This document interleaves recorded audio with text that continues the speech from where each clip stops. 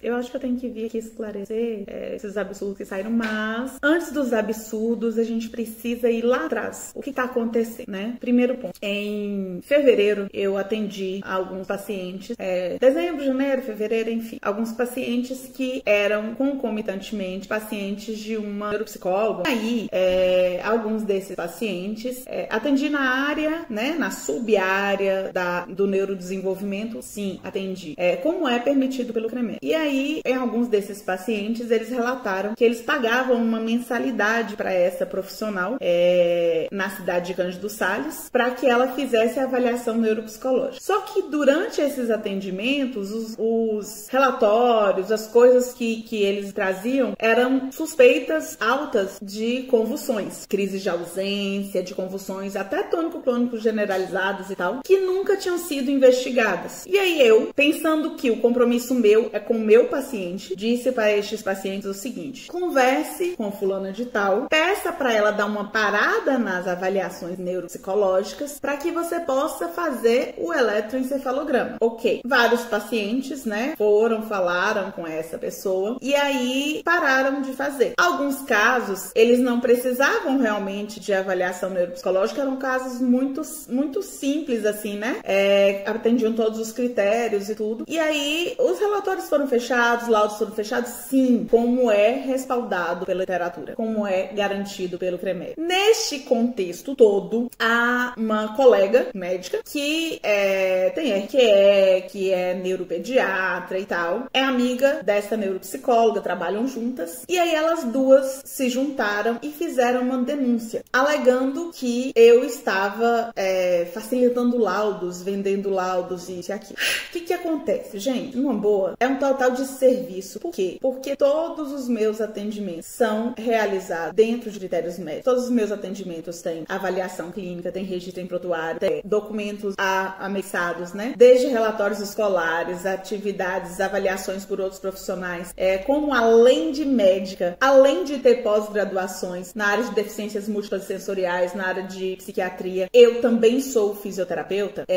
Eu, inclusive, fazia essas avaliações desses pacientes, sim, analisando motricidade, analisando coordenação, analisando distúrbio postural. A gente sabe que muitas crianças com transtorno do neurodesenvolvimento vão ter comprometimento. E aí eu colocava, né, toda a descrição, tudo bonitinho, como tá nos meus prontuários. Quando chegou essa denúncia, eu fiquei muito mal, porque não era algo que eu esperava, né? Eu nunca acredito, na verdade, que a crueldade das pessoas possa ser desse jeito. Mas aí a coisa começou a evoluir. Aí pacientes meus voltavam de perícias em que os supostos avaliadores diziam assim: abri uma clínicazinha de fundo de quintal e agora todo mundo tá indo lá. E aí esses pacientes chegavam relatando e eu falei, mas não é possível, né? Mas era algo que eu não estava lá pra ver, então eu não podia dizer nada. E a coisa foi andando. Essa mesma colega de profissão foi lá, fez uma denúncia embasada no que essa neuropsicóloga falou, fez uma denúncia na Polícia Civil. Eu fui lá, esclareci.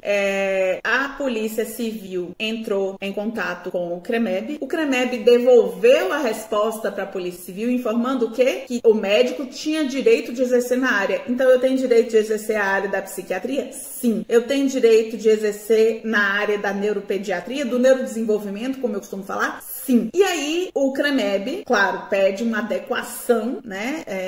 Olha, se entender que quando eu percebi que, na realidade, eu poderia ter, de fato, errado única e exclusivamente em colocar, né, neuropediatria, era uma coisa que desde a minha faculdade inteira a gente sempre falou, e é uma coisa realmente, de fato, que o CREMEB permite, tá? Então, assim, aí, como eu vi, beleza, mudei o carimbo, alterei tudo. Quem é meu paciente aí vai ver que em todas as conversas, atendimento em neuropediatria, atendimento em psiquiatria, quando me questionam, eu nunca disse em momento algum que eu sou um neuropediatra, mas que eu atendo em neuropediatria. Ai, Mariane, mas isso quer dizer... Não, não quer dizer não, tá? Porque os meus pacientes sabem que eu tenho pós-graduação, os meus pacientes sabem que se precisar, eu vou ter humildade o suficiente, vou encaminhar os pacientes adequadamente, enfim, tá? Muita gente tá incomodado, tá? Agora, deixa eu contar uma coisa pra você. Vocês sabem o que é o CNES? Cadastro Nacional de Estabelecimento de Saúde? Então, isso é um cadastro que as pessoas cadastram, colocando lá o estabelecimento, o profissional e o que ele tá. Se você for lá no CREMEB e colocar busca médico no CREMEB, aí você vai olhar lá e aí vai aparecer sem especialidade, com especialidade e tal. E se eu contar pra vocês que quase 60% dos médicos aqui que atendem aqui em Vitória da Conquista, neurologia, dermatologia, psiquiatria, não tem RQE, não tem residência médica. Ah, eles estão cometendo crime? Não, gente. Todo mundo faz isso, sabe? Então, assim, por quê? Porque é permitido. Aí agora, claro, esse contexto todo, eu fiquei muito magoada, mas ao mesmo tempo, você sabe quando eu fico assim, eu falo, cara, que bom que falaram, que bom que difamaram, entendeu? Isso é interessante, porque aí você percebe claramente que é uma perseguição,